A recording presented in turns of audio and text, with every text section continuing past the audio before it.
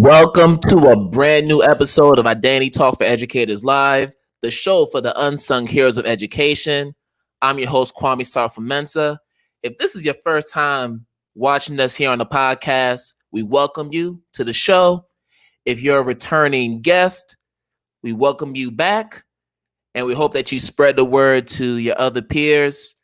And please make sure that you subscribe to Identity Talk for Educators Live on Apple Podcasts, Spotify, Anchor, and all streaming platforms. We are everywhere. So before we get to our guest for tonight, and this is a special episode. I've been excited about this episode for the past few weeks. I'm just glad that today's finally here. But we do need to take care of some housekeeping real quickly before we get to the main event. And the first thing I want to talk about is some of the services that Identity Talk Consulting is offering right now. So as I've mentioned in the previous episodes, we have a virtual school now for K-12 teachers who are looking to get their professional development credits. So we currently house two courses. First course is our Shape the Teacher Identity 101 program for any K-12 teachers who are looking to shape their identities in order to authentically live out their educator missions. And some of the things that we're going to focus on are culturally responsive teaching, anti-racist practices, classroom management, lesson planning, parental and family engagement, and a whole lot of other important issues to help with your development. So if you are a first-year teacher, second-year teacher, maybe even a veteran teacher who's looking to get some professional development credits towards your license or just get better at your craft overall, make sure you book a call with us at calendly.com/identitytalk4 educators. So make sure you check us out. And then for our aspiring authors who are looking to pen their first book, if you're looking to learn everything there is to know about the self-publishing process, make sure that you check out SPELL, which is the Self-Publishing Educators Learning Lab. We're going to go through every step of the process from putting together your manuscript to publishing it on any of the online platforms such as Amazon, KDP, or Ingram Spark. So if you're someone that has that book, that one book in you, and you want to get that published and make it a reality, you could also book a call with us again at this URL, calendly.com/identitytalk4 educators. So make sure you check us out. And then finally, if you need some swag, holiday season's coming, and the Identity Talk Apparel Shop has t-shirts, we have tote bags, we have hoodies, fresh designs ready to go for the holiday season. And we'll have some holiday sales coming up. So make sure you check us out on Instagram at IDTALK_apparel. And then check us out at the Teespring store. And you can see the URL there, teesprings.com/stores/the Identity Talk Apparel Shop. So make sure you check out our designs.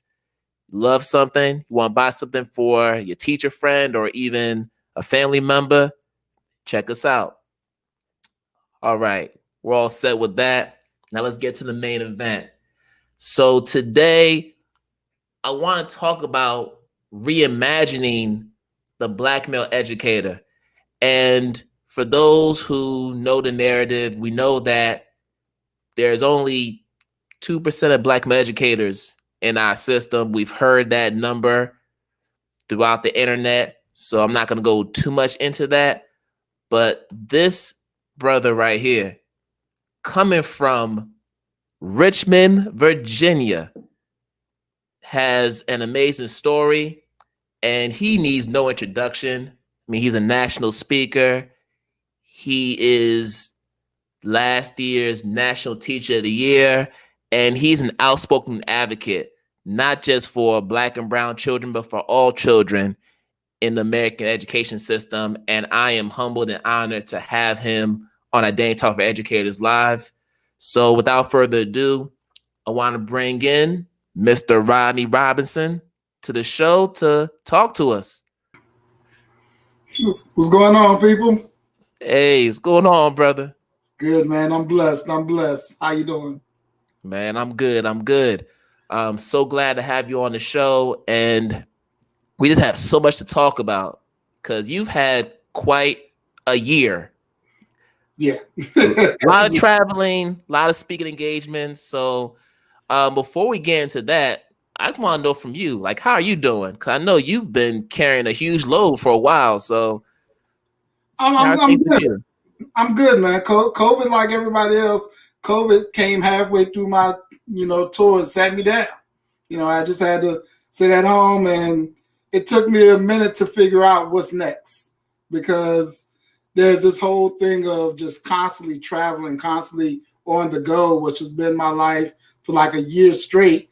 Then all of a sudden, everything just came to a screeching halt, and it was good because I'm not gonna lie, I was tired. The brother was tired, but it also allowed me a chance to just what's next, to actively sit down and plan out what are the next steps and what can I do, even though I'm not traveling to get the message out. How can I still get this message and maintain things in this virtual world? And so, for about 6 weeks, it was nothing. But then things started picking back up, and I was learning how to navigate these spaces. And I got a chance to honestly just reconnect with my people. My family, my wife. I've been on the road for like a year straight. And so it was just good for us to have that time to reconnect, to bond, and just to rebuild our relationship. We've always been good, but when you're on the road and you're constantly traveling, you got to come home and you got to make sure everything's great. We're good, but we need to get back to being great. And so that time off was just a really good time to just focus on family. No, absolutely. This COVID-19 situation presents a perfect opportunity to just cultivate your relationships with your loved ones, family members, and all other people in your circle. But I just can't even imagine what that toil is like, because when you're doing liberation work, if you're not tired from doing liberation work, you're just not doing it right. Yeah. That is how I feel. You're just not doing it right. Yeah. But, it's yeah, it hurts. But man, but before we get into all that, because we have a whole lot of time to talk about that piece, let's just go back to the beginning. So you are hailing from the great Richmond, Virginia. Actually, I'm from King William County. But I tell people I'm country. I'm a country boy. Country boy, okay. Growing up in King William, Virginia, rural Virginia. So, it's an interesting place. I tell people the education I got in my school system, it was academically, it was good. I'm not gonna lie, it was pretty good academically. However, I did suffer from, not being pushed, just allowing myself to coast. And that's just because when you're black and you're in a white system, that's how they treat you. No one pushes you to be your best. They just allow you to coast. It's like, this will be, he got to be good. But I remember every black teacher I ever had, I got an A in that class because they didn't let me settle for just a B effort. They was like, nah, you're not doing this in my class. We getting the A. Right. So, and I only had 1, 2, 3, 4, during my educational career. But those 4 made a difference. Only one black male. And he was, my band teacher. And it's weird because I took band every year, 5th grade through 12th grade, just to be with him, just to hang out. of course, I, played my instrument now, but it was just having that role model, that person that can help you navigate. I always had my father and everybody else, but when I was at school, I didn't have that in that world of academia. And he was the man. He pushed me to do other things when I got tired of stuff and needed that extra kick in the butt. He gave me that, and so I'm just forever grateful for that. And so I just decided, I wanted to become a teacher. Number one, to honor my mom. She never got the chance to get the formal education to become a teacher, of course, due to segregation and poverty growing up in the 50s and 60s in rural Virginia. But it was also, I wanted to help students like me, the black and the brown students who had gifts, but they were never nurtured. those ones that were passed along through the system, and far too often, so many drop out, so many end up in prison, so many are never told what they can do.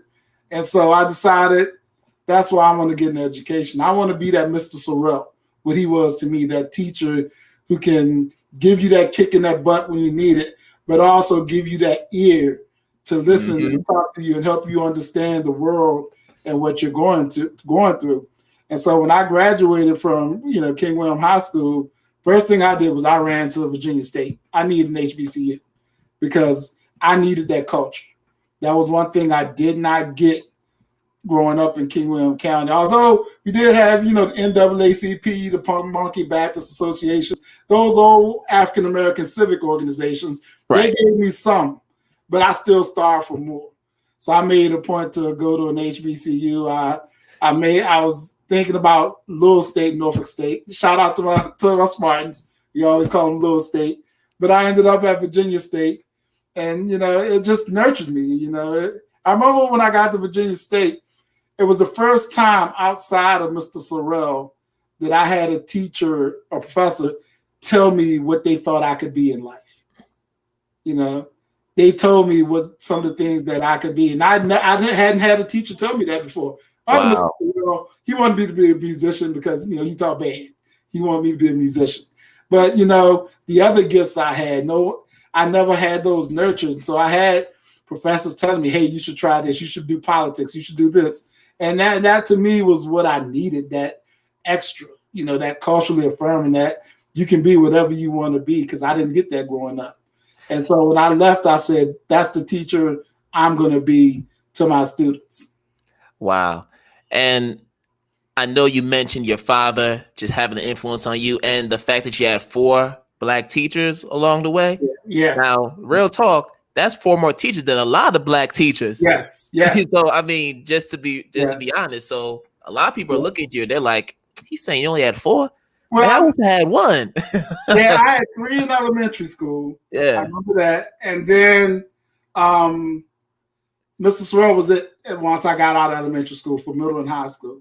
And it's weird because when you look at the racial demographics of King William County, when I grew up, the county was about 50-40-10, about 50% white, 40% Black, 10% Native American, because it has a large indigenous population out there.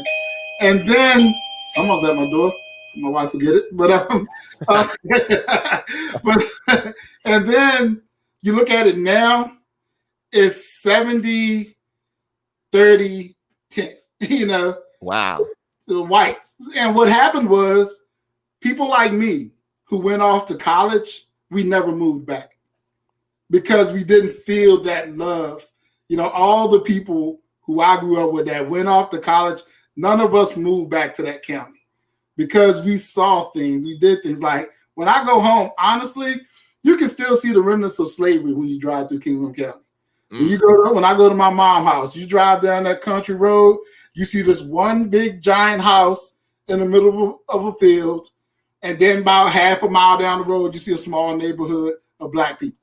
And that's over and over, and that's the slave, that's the plantation, the slave houses, the sharecropping houses. And so to me, it's hard for me to live in that. And for my family, it's not a knock on them. They grow up in it, they're comfortable with it.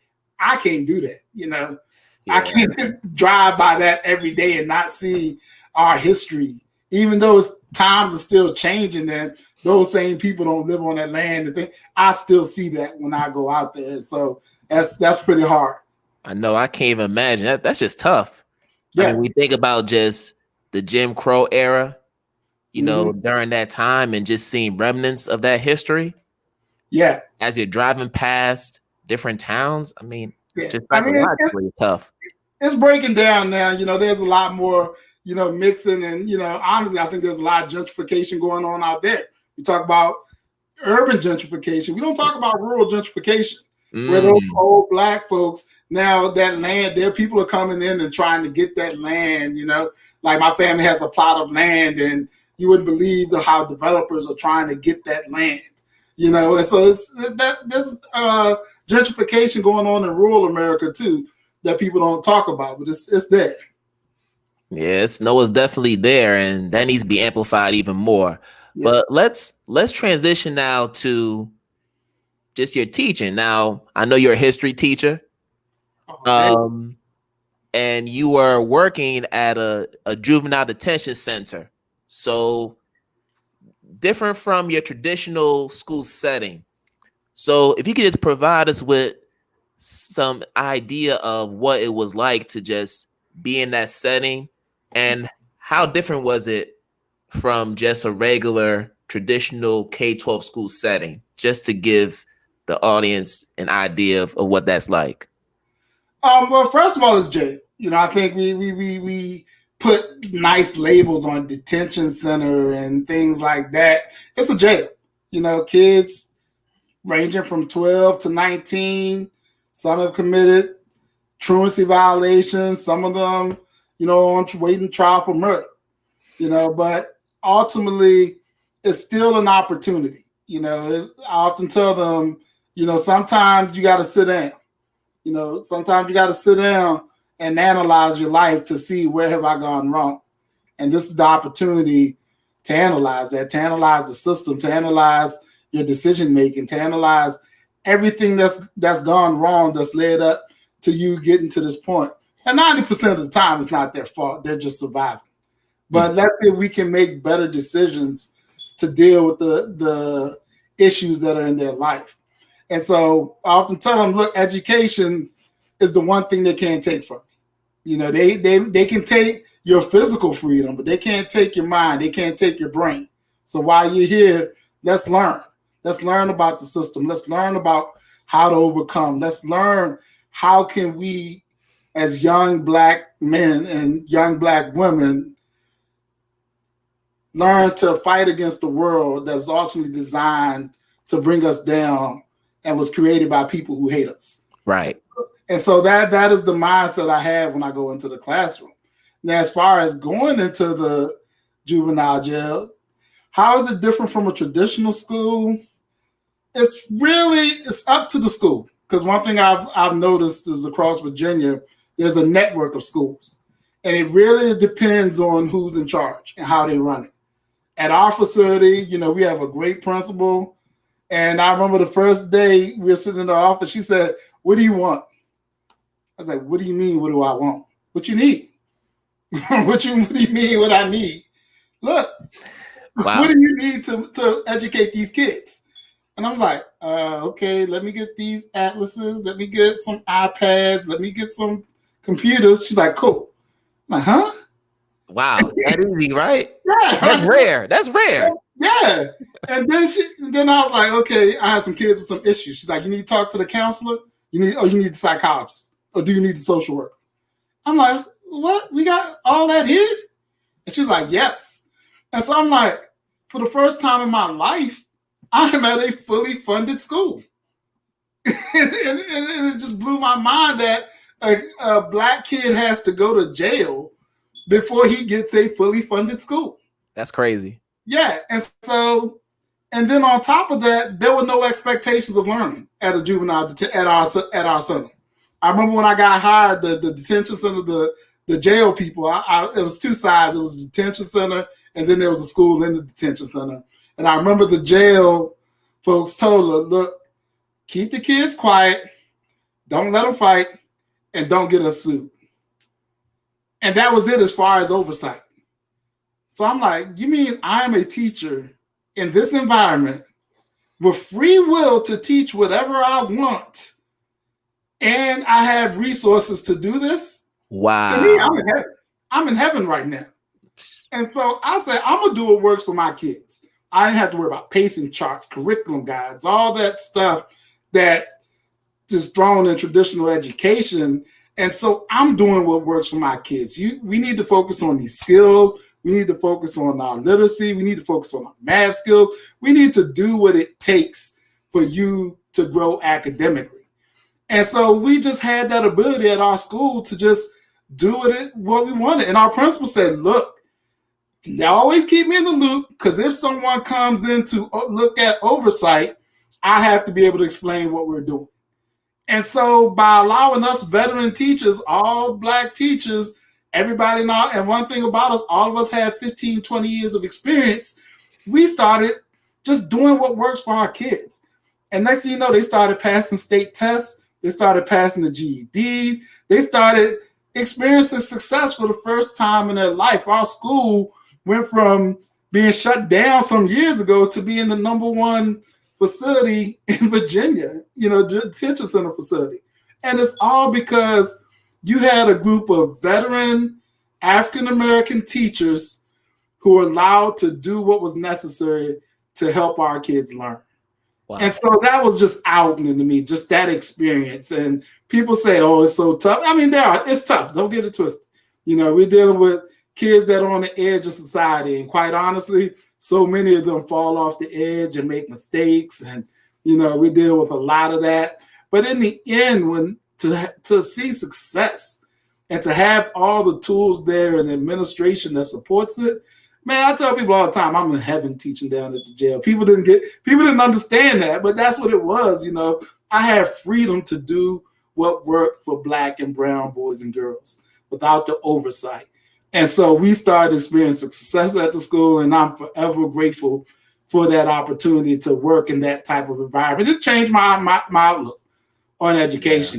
Yeah. It's like sometimes you just got to get out of the way, get the right people in place, remove all the bureaucracy, and just let them do what is necessary to help our kids. Exactly. And that right there is a utopia.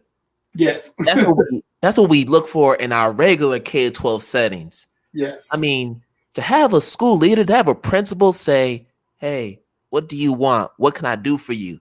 That's not the case for every teacher.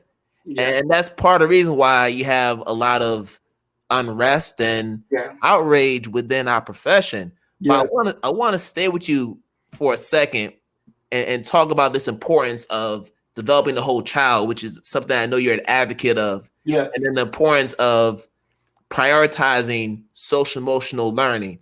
Mm-hmm. So, as you know, throughout COVID-19, there's been a lot of conversation around standardized testing and trying to get administered during this school year, to the point where you've had states such as, I think, South Carolina, Ohio, Pennsylvania, even my home state of Massachusetts.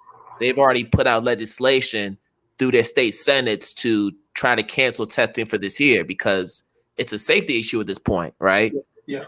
So I want to know from you, why is it that our Department of Education is prioritizing standardized testing over the social emotional wellness of our teachers and students during COVID-19, just in general? I mean, what are your thoughts on that? I mean, I often said, one of my phrases I've often said in education is dysfunction starts at the top. And look who's in charge of the U.S. Department of Education. Plain and simple. You got somebody in charge right now who hates public education. And I've had conversations with her. I've had conversations with people who work in her office. And let me tell people, it's not incompetence.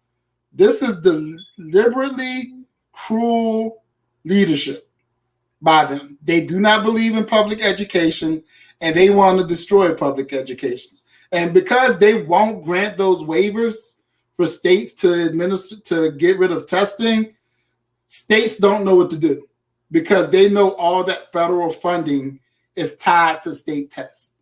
And so because they won't do that, they can't make that call because, especially if you're in a Title I school and you rely on that federal funding, or if you're in the state, especially a lot of your poor southern states, where that federal funding makes up the majority of your school funding formulas, you can't do that because you don't want to lose it. Now, I did see recently she did grant the waiver. She did grant the waiver for testing. I think, on her way out, I don't know, maybe she got visited by the 3 Christmas ghosts and changed her mind and, but she is waiving that. But far too often we're relying on data. And right now the data is just, I don't know. To me, we need to focus on our kids. We need to make sure that they're healthy, that they're that they're surviving, that they're taken care of. Maslow's over Bloom's is more important now than ever in education. And so we really, really, really need to focus on that. Now, when we get back to school, we need testing because we need to understand what has COVID done to our learning. Yes. So when we get back, some of the first things we need to do, not all these different state tests, just some basic reading, literacy tests, some basic math tests, some STAR testing, some math testing, because we need to know where's the COVID slide, how has this impacted our children, because we got to have that data. But right now, while people are struggling, while people are being kicked out of their houses, while children are starving, while people don't have internet access, Bama tests. You know what I mean? That's not important right now. People are trying to survive. Talk about it. And we adding pressure not only to the kids, but the pressure on the parents right now. You're trying to do all this. You're trying to survive. You're working in one room. You got your kid in the other room trying to learn. And you're trying to figure out, how am I going to pay rent? And now you have to worry about this standardized test that tells you your kid is a failure. And get out of here with that, man. That's ridiculous. And right now we need to suspend all testing until we're back to face-to-face learning. And when we get back face-to-face, I'm saying first thing we need to do is test these kids, because we need to know where the slide took place. We need to know, we need to diagnose the work that we need to do as educators to get our kids up to par. But right now, damn a test, man. We get to worry about our kids' health. No, and I'm with you on that. I'm totally with you. So I'm not anti-assessment. I believe that assessments have to happen, but it has to make sense in the right context. Yeah. Given the context that we're in with COVID-19, it doesn't make sense. Yeah. I was looking at a number in an article, and it said that as of November 12th, 1,039,424 children had tested positive for COVID-19. Yes. As of that date, over 1 million children, and that includes infants, teenagers. That's just way too high of a number. And the vast majority of them are Black and brown children. No one wants to talk about that. Nobody. Those are the kids being infected, and they're passing it on to grandma, grandparents. I mean, kids have lost family members. Why are we talking about testing? Screw a test. I know people that have lost literally 2 to 3 family members to COVID, and we're worried about a test. That's ridiculous right now. And honestly, with the kids you're taking these tests at home, and parents are taking these tests for the kids. We need to have this conversation. Parents, you're not doing your kids any favors by taking their tests. Because if we're trying to assess where the kid is on a map assessment or a STAR assessment, you taking the test is only going to hurt the kids, because now the kids are going to get pushed to levels where they aren't ready for. So please, parents, please stop taking the test for the kids. I know it's tempting because we never want to see our babies struggle or fail. As parents, I know that's hard, but please, please stop taking these tests for these kids. Listen, it's hard for teachers. It's hard for us as teachers, because I can remember being in the classroom and I'm proctoring. And they tell you when you go through proctor training, like don't make any gestures to try to communicate a right answer. And I just be like trying to stop my feet, like you just trying to move. And that's what parents are going through right now. So we completely understand that. It's tempting, but we need some data. So please just give us some reliable data on those testing. But ultimately, your kids shouldn't be taking those tests right now. No, for real. Your kids should not be taking those tests. And that's the reason why. And what you just said further qualifies the reason why there should be no testing right now, because how can we as educators effectively proctor the test? Yes. Whether we're in the school building, which is just high risk, or virtually. How's that even possible when kids aren't even turned on their cameras on their screens? Exactly. Or can't even get access to their class because the connectivity is so bad where they are. And I saw an article yesterday that was talking about how much higher test scores are in some district right now. I'm like, how? Of course, parents are smarter than kids. They're going to take these tests for them. And so I'm like, that data is skewed. And some people can understand that argument I'm having with them, that any data you get right now is skewed. And until we can all get in a safe, face-to-face place where we can test all our kids, none of that data matters. But it's important that that's one of the first things we do, because we have to diagnose how bad has COVID affected learning during this pandemic. And listen, and just as certified teachers, as teachers who have gone through the necessary training, we can give our own diagnostic assessments that are aligned to whatever objectives or standards that we have to teach. Mm-hmm. But the last thing I want to say about standardized testing, and I want to put a quick plug in. I'll talk more about this near the end of the show. But quick shout out to Teachers for Good Trouble, because they're making a lot of noise about this issue of standardized testing. Right now, there are about 200 educators who are organizing right now, trying to amplify the message about this issue. So just want to give them a shout out. And we need to just bring awareness to this issue. Teachers need to speak up. And I know it's hard because, this is your livelihood. But now is the time to really speak up and really talk about this issue. I tell people all the time, it's a teacher shortage. What I mean? Let's be honest.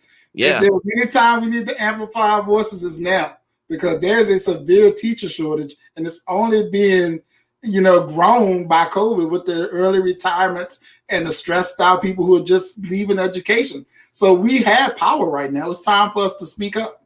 Oh yeah, we have a lot of power to leverage, especially with the transition of a new administration coming in. Yes. And they're trying to make amends and clean up the mess that was left over the past 4 years. So whatever they can do to try to past 400 years. Yeah, if we can go back further, past 400 years. Yeah. But I'm looking at low-hanging fruit. Yeah. Yep. All right. But all right, let's switch up to, so you were National Teacher of the Year. Black man, National Teacher of the Year. Yeah. Just to put those two in the same sentence, I want to know how that feel for you when you got that announcement, and what was it like for you to be an ambassador for us all throughout the past year, speaking on issues like standardized testing, speaking out on issues such as teacher diversity and all the other things that we need to do to address our education system. What was that like to be in that space? It's a weird space to be in, and I tell people that because here I am in the classroom just doing the work, like we all do. Then all of a sudden I'm thrown on this national platform, and you don't understand the platform until you get it. All of a sudden something you tweet is now leading the local news, and things like that, because you now have a voice. And it was just weird, especially being a Black male in the space. I'm only the third Black male to win Teacher of the Year in the first in 30 plus years, actually almost 30 years to win it. So I was in a unique space. And it's weird because I remember the moment I realized this is going to be different was we were actually at media training with the Council of Chief State School Officers. They run the Teacher of the Year program. And then we get a call, one of the workers gets a call from the White House. And they say, hey, they got a date for the ceremony at the White House. Only two things. One, it's not going to be at the White House and in the White House. And two, President Trump isn't going to give you your award. What? Yeah, but they're happy that they got a date. And I'm like, nobody see a problem with this? First of all, my people built that house. My ancestors built that White House. I'm going there. I want to go there. Yeah, Benjamin Banneker had a role in that too. Yeah. And so that's what I'm saying. Our ancestors built that. So I want to go. And but they didn't understand the situation that put me in as a black man. Because the first thing people said before the announcement was even made, I'm looking at memes about why Trump won't meet with a black man and all this stuff. And I'm just sitting there like, this is going to be a long year if they don't understand the bind that this puts me in. And so everywhere I went, it was sort of like I'm kind of on my own and navigating this space. And so it's honestly hard because it led to trust issues. So when you meet people, you don't understand what is their angle. What do they want? And me, I'm an open, friendly guy, but I found myself becoming extremely guarded when I deal with people, and that had an effect on me. I mean, mentally, it had an effect on me, but at the same time, I would learn to grow into the role, to embrace it, because ultimately, once I started getting the hate mail and all that stuff, I was just like, you know what? I'm just going to be me. I'm going to say the things I want to say. I'm going to do the things I want to do. Black men, we don't get this microphone too often. Teachers who work in alternative settings, we don't get that microphone too often. So I'm going to get up there and I'm going to tell our story. I'm going to tell the story of my students. And if you don't like it, then go to hell. That was really the mindset I had to develop. And so all through the year, when people are walking out on speeches, people are confronting me after events and, telling me that I don't know what I'm talking about. Never mind my 20 years of experience and multiple degrees. I don't know what I'm talking about, And so just constantly dealing with that. And then just traveling as a black man in America, I don't call them microaggressions. I call them racial abuses. You deal with, waiting outside of a hotel to have people walk up to you, hand you your bags. That happened to me on a weekly basis. Just those type of things. And so it was a drag on me. It took a toll on me mentally. I'm not going to lie. But at the same time, whenever I got back to my neighborhood and I worked with those kids and, work with the people in the community, that let me know that's what it's all about. So never mind all the fake love, the fake props, everything. People going to gas you up so that they can take you down. I'm going to stay grounded to my people in Richmond, my people in the East End, and that's what's going to get me through this. And so whenever I had those issues, I come back home, I go work a basketball game. I was a PA announcer. I do a basketball game, or I volunteer for a cheerleading competition, because I know that community, that's what it's all about, to help struggling black folks and to take this microphone and speak for them and tell their story, because we don't get that microphone too often. Right. And you mentioned the feeling of having to be guarded during that time. Now, I know as black male educators, tokenism is something that's just huge when it comes to us, right? Yeah. Because there's so few of us in this space. Yes. So your instinct to guard, was it out of fear of being tokenized and, having maybe what you say be misconstrued and spun in a way that fit, an agenda that you didn't align with? That was at first, but I learned how to craft my message and learn how to take those things. I was guarded from people. I'll tell you, people were literally coming up to me. I mean, I had people just straight up stab me in the back on things. And I had somebody secretly record me one time. When I'm having a conversation with them, and I looked down at their hand and in their purse, and I saw they're recording what I'm saying, and so normally I'm guarded, so I'm giving, guarded answers at this point. And then I see those quotes in a newspaper, and I'm like, wow, this is the BS I got to deal with. But at the same time, it's about telling my story. I'm going to tell my truth no matter what. And so that's when I got, like, early in the process, I think I had a group of people walk out on one of my speeches. And that just let me know that you can try and guard your message. You can try and make people feel good. But in the end, they're going to believe what they want to believe. So I'm just being truthful. I'm going to hit you in the head. I'm going to give you this message. But I'm going to be me. I'm going to be funny. I'm going to have a good time. But we're going to talk some hard truths right now. And if you don't like that, then, you don't have a problem with the truth. You have a problem with me. You have a problem with society, because all I'm doing is talking about the everyday struggle that goes on with my students or in their neighborhoods. And so I learned to just brush that off my shoulders and keep it pushing. But I met some wonderful, I mean, man, the connections I made on the road, the brothers, the sisters, everybody I met. I mean, it was an experience of a lifetime, and I wouldn't trade it for anything else. But it was rough. I'm not gonna front on that. It was rough. But I mean, you kind of expected that too, because you know, being the first Black man to be given this honor in almost 3 decades. I mean, I'm gonna be honest with you. I had to learn how to navigate the white world for a minute because I had worked in a school where all the teachers were Black, you know, all the students were Black, administration on the detention side, everybody was Black outside of 1 or 2 people. And I was in that world for 5 years.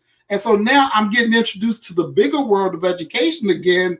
And it's like, now I'm back to the stuff that used to go on, and I have to learn how to navigate these spaces again. But in the end, I just said, I got to be me.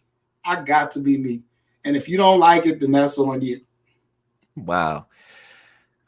Now, when you think about just the past year and just to talk about teacher diversity, this is not a new issue. We've been talking about teacher diversity for quite a while now.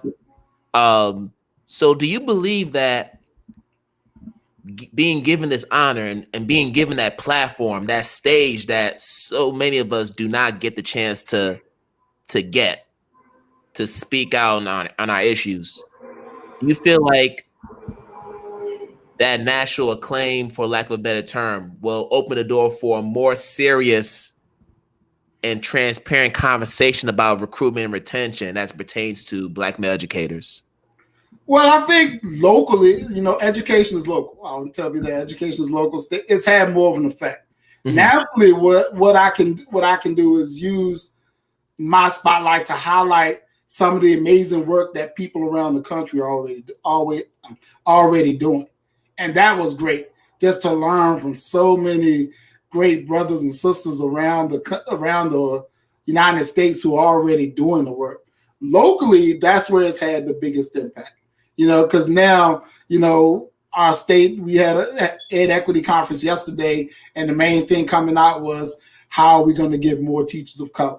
My district, I'm running the R.E.B Men Teach program, where we're trying to get not only, Black men in education, we're trying to get all men of color in education, because I tell people we got a 20%, Hispanic Latinx population in my district, and we only got 15 male Latinx teachers. We got to do better. We got to get more. All kids deserve teachers who look like them and understand them. So it isn't just about Black men. It's about getting all cultures in education, because really, that's really how we're going to change education. When we get more people at the table. And I remember last year I was in Denver at Education Commission of the States. That's the big national conference for all the state superintendents, all the policymakers of education are at this conference. Mm-hmm. And I'm in that room and I was like, man, I see one brother in here, I see one Hispanic male in here. Wow. These are the rooms where we need to be. And that brother, we know the saying, all skin folk ain't kinfolk, what I mean?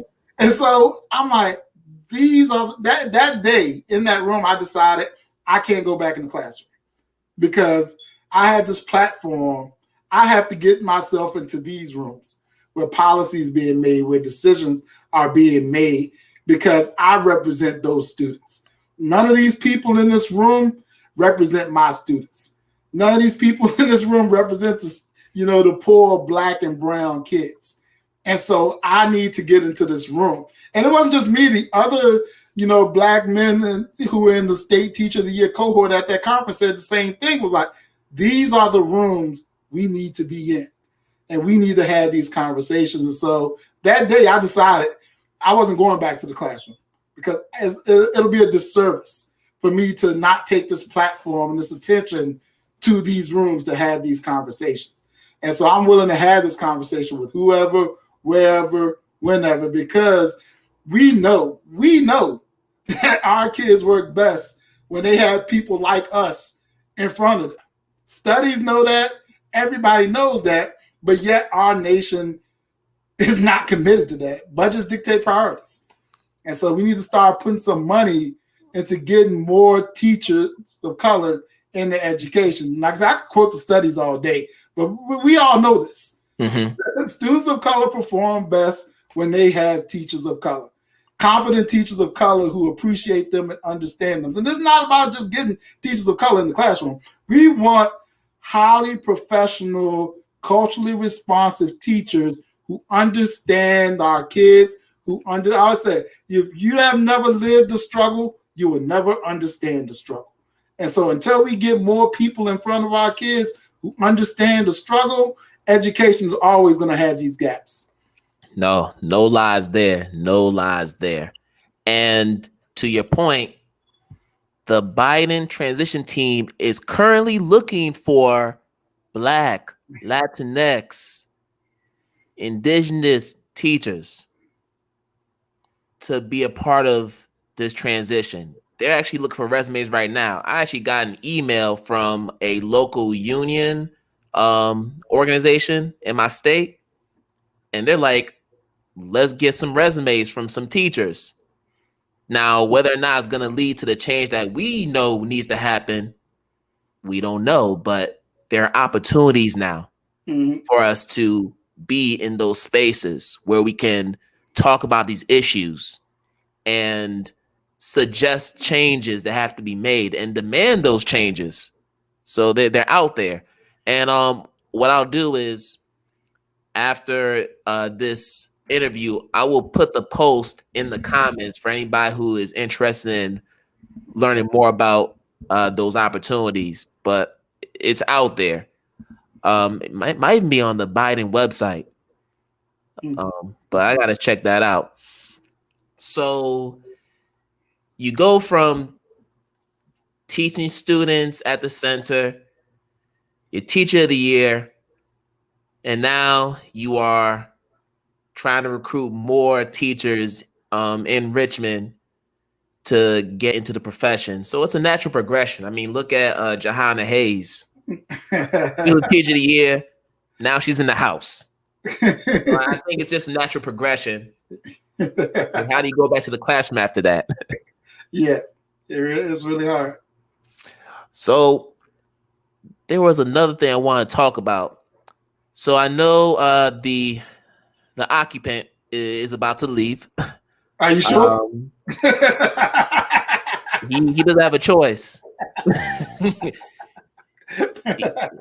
I mean, whatever he says, but you know, just over the past few months, he had put out a number of executive orders denouncing anti-racist curricula, diversity training, all the things that are needed for not just Black and brown students, but for all students. He's pretty much saying shut it down in the wake of civil unrest, Black bodies, being killed on the streets. So I want to know from you, because I know you're a history teacher and you know a lot about the history of this country, the real history. When you saw those executive orders, and then not to mention Senator Tom Cotton in Arkansas, his act for, was it saving American history? When you look at all these efforts to push for patriotic education, what's going through your mind as this is happening?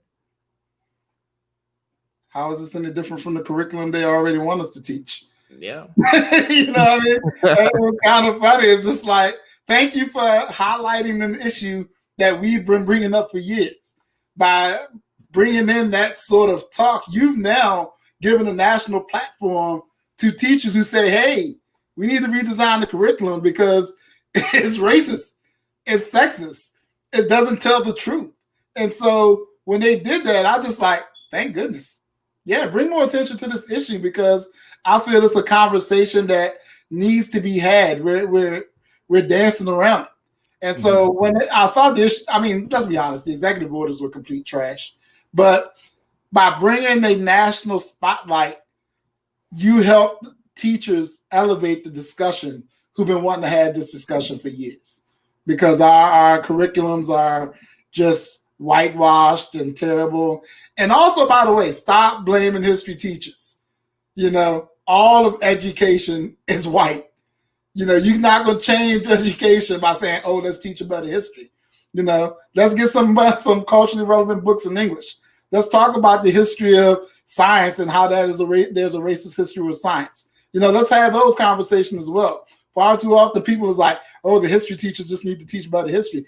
All of education needs to be more culturally responsive and be committed to telling and teaching our kids the truth and showing them that they can be whatever. Sharif El-Mekki always talks about that windows and mirrors.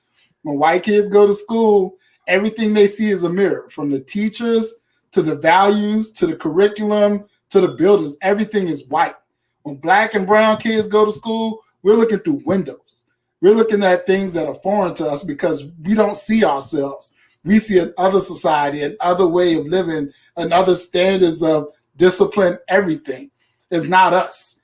And so until we start holding up mirrors in our curriculum, in our schools, with our staff, in the values and school discipline, we still are going to be culturally responsive, and black and brown students are going to continue to be traumatized by our school system.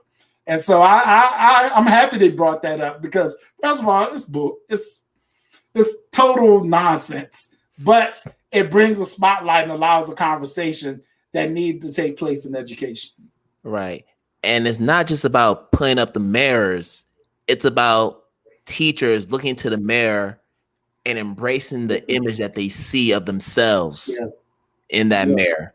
That's the next step. That's the tougher step. I often say the biggest tool for change for teachers is that mirror. You got to look in that mirror. You got to ask yourself hard questions. You got to stop lying, because when Ed Week came out with that survey, when they said 83% of white teachers consider themselves to be anti-racist, I was like, what? You got to be kidding me. But of course, this is the same group of teachers who said that, well, I think it was 50-something% of them said that curriculums represent true history. So, I tell you, it's like, who are you talking to, man? These conversations are ridiculous. And we need to start calling out mainstream publications and people who champion that type of crap.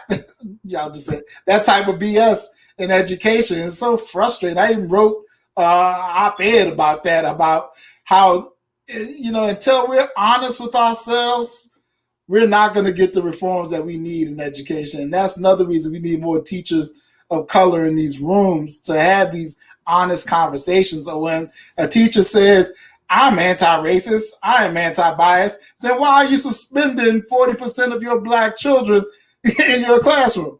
Have those conversations. And let's take it a step further. Why are we forcing kids to take a standardized test that has been culturally biased for as long as I can remember? That in itself is not anti-racist, but I will leave it at that. So, got one more question before we get to the lightning round. Are we good? As we've already mentioned, Biden administration is about to come in. What, in your opinion, is a top issue in our profession that they need to address and prioritize within their first 100 days of all the different issues that they can choose? For one thing, we need to examine funding and ensure that schools and states are not punished for getting rid of standardized tests. Make sure we live up to that. And then we need to equip the schools, because, I'm talking to teachers who are being forced to go to schools, and they're just doing things. They don't have the PPE. They don't have the things they need to feel safe in schools. And then we're talking, as we get toward the end of the year, we're going to see schools laying off teachers because they don't have the budget to sustain the teaching contracts that they promise. And so we really need to just invest in stabilizing education right now. We need to stabilize it, because right now it's all over the place. People are making decisions that are just absolutely horrible. They're endangering teachers. They're endangering families. They're endangering communities. So we need to just stabilize. I tell people all the time, follow the HBCUs. The HBCUs are the only schools that are getting education right now. And you can look at the data. They had the fewest number of COVID cases. Some of them are not even having on-campus instruction. They've canceled all HBCU sports because they understand that this is bigger than a dollar right now. This is bigger than everything. It's about community. And the best thing we can do is take care of our communities. And so we got to stabilize the situation, make sure districts have the funds necessary, but also put somebody in charge of the Department of Education who has had and demonstrated success with Black and brown children. I can't emphasize that enough. I wrote an op-ed about it. I do not want, it can be somebody white, I don't care, but they need to have had a record of success with Black, brown, and poor children. Because the reality is Black and brown children are the majority of children in the United States.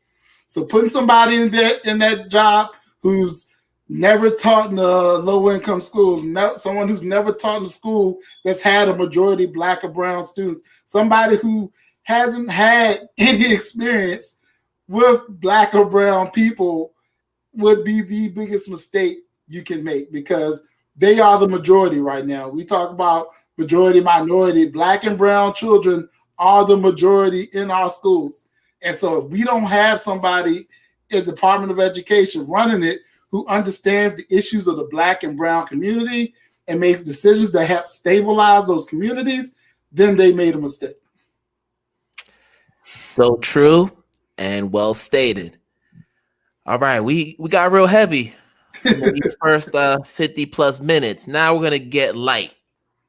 We're going to light up the mood a little bit and go right into our lightning round. So have a few quick hitters before we wrap things up. You already received the question, so there should be no surprises here. Okay. First question is, what's your favorite self-care activity right now, given all the work you're doing? How you take care of yourself? It was getting a massage, but with COVID, that's out the window right now. So my favorite self-care activity is just finding a good book to read. I've actually gotten back into reading for pleasure, and I haven't done that in a long, long time. Where I'm reading books, that I want to read, and so that's really my self-care activity. Listening to those podcasts, and getting excited by having conversations like this. Even though this is a podcast, I like calling up friends and having these types of conversations. That's self-care to me, because it's sort of like therapy, and real therapy. Let's be real. No, that's right. And you did mention books, so I know we're always reading the heady education books, but this is a podcast where we try to educate folks on books that they should read in order to build a capacity. So is there one book that every educator should read before they even enter the classroom? One book you would recommend? The Education of Blacks in the South, because it talks about, it goes into the history of education for Blacks from 1860 to 1920. And reason why it's important, because people don't understand that education, universal education, is the idea of the Black people. Once Black people got their freedom from slavery, they demanded education. So our entire education system was built because Black people demanded it. Even though the segregation, the racism, all that crept in, but it really was made. Booker T. Washington even says it. Universal education will always be the idea of the Negro. White people weren't getting universal education. And so this gives you the history of that. And then it explains so many things in that book are just relevant. You could pick that book up today and understand so much of what's going on in America. So to me, that's the book everybody should read. The Education of Blacks in the South, 1860 to 1920. Wow. And that's a book that's in my ever-growing book list. So I need to definitely read that. But there are a lot of other books that I'm trying to get to, but there's just so many of them. I got so many books on that shelf that I ain't even read yet. Oh my goodness. Some books that I bought maybe 5-6 months ago, still have not cracked them open. So, so I know that feeling. Yes. Now, you're an Eagles fan. Oh, dang. I spent a lot of time in Philadelphia, going to school at Temple. So I know a lot about Eagle fans and how much they love their Eagles. So Yeah. tell me this: are the Eagles win the NFC East this year? No. Time to blow it up. Time to rebuild. Come on, you don't got faith in Carson Wentz? It's not that I don't have faith in Carson Wentz. I don't have faith in the organization anymore. People forget we're the second highest payroll in football, and we're 3-7-1. That should say enough right there. Hey. Second highest payroll in football, and 3-7-1. I say blow it up. Get some high draft picks. Get some more talent because we don't have what it takes right now. Wow, I'm surprised that you're not a Washington fan. I can't be a fan of a racist team. Keep in mind, I say I grew up in the county with 10% indigenous people. So from day one, I knew that name was racist as hell. And I could never get behind a team who had, I remember in kindergarten, they were teasing kids, calling them that, so I could never support that sort of thing. Hey, even though they got rid of the Redskins name after, I don't know how many years of trying to get rid of that. But then they did the brother wrong. But that's just a whole nother conversation. I always support the black QB. And the way they did my man was there was a better way to go about it. I understand, but you don't have to disrespect people when you do things like that. So the trash of that organization is still there. No, you're right. All right. One more question. If you can invite 3 influential figures to dinner, dead or alive, who would they be? Oh, man. Definitely Brother Fred Hampton, Ella Baker, and probably Booker T. Washington, because these are people who got it done. They're practical people, no egos, and they know how to organize and they know how to get things done. And so to me, to sit down and have that conversation on how do we build a coalition of Black, brown people, men, women, how do we build a coalition that is grounded in sound economic practices that can help take care of our nation, of our business. And so that's why I would definitely pick those 3. Man, that's going to be a powerful conversation. Just those 3, the gems that they're going to drop. That's great. Exactly. All right, Rodney. Thank you for just being on the show. This has been a great conversation.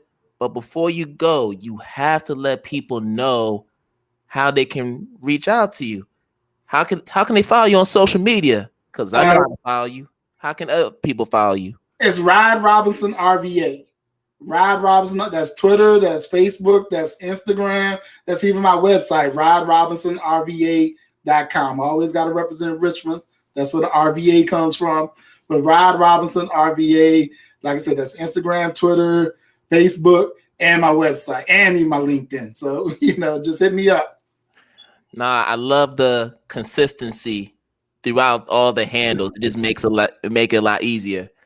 But brother, thank you again. It was an honor to have you. My pleasure, man. It's my pleasure. Yeah, man. And hopefully, we'll do this again, a part 2, because there's still a lot to talk about, man. Yeah, so definitely. Much. I'm definitely. You got the number. We make it work. Yes, sir. Yes, sir, man. But man, have a good night. Thank you. Appreciate it. We'll connect. Thank you for the opportunity, man. Nah, man. Thank you. Appreciate you. Shout out to Crystal. Crystal was the one that told me I need to be on the Crystal Smith from Pittsburgh. She said, you got it. Mama, you're doing the thing. You got to get on it. So shout out to Crystal. Shout out to Crystal Smith, also the Renewed Teacher. So make sure you check her out on Instagram at the Renewed Teacher. She is awesome. Yes. Has a lot of great tips when it comes to teacher self-care and just teaching pedagogy. Definitely someone that you need to follow. Yes. In social media circles.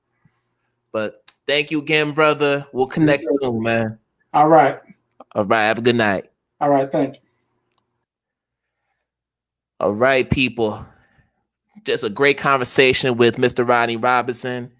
And going back to our talk about standardized testing, I want to take a few moments to just let people know about Teachers for Good Trouble. And this is a movement that is growing by the day.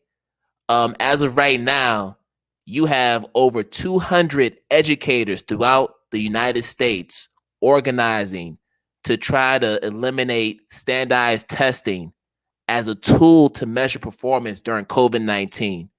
When you think about the fact that over 1 million children have contracted COVID-19 as of November 12th, going back to when schools were shut down in March, that's just way too high a number. And I'm a math teacher, and those numbers just do not make sense. So we need to do something about that, y'all.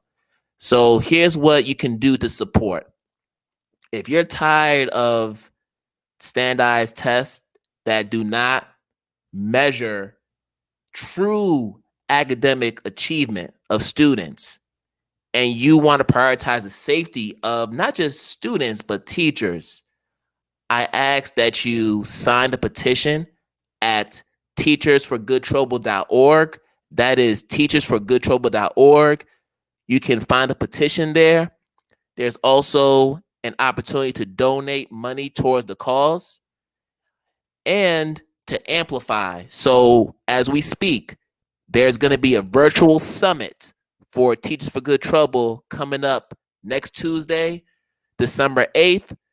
And that's going to be on Eventbrite for registration. So if you want to get more information about the summit, as well as the National Teacher Sick Out, which is going to be on December 15th.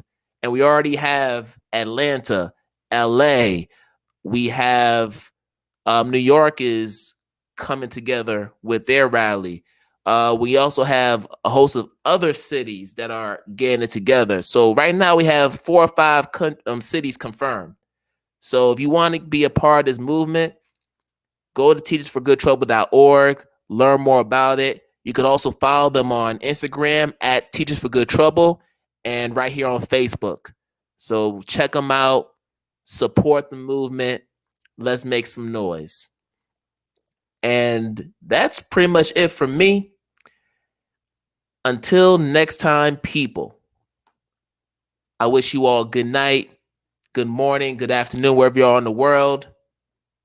And we're going to do this again. Peace out. Enjoy your night.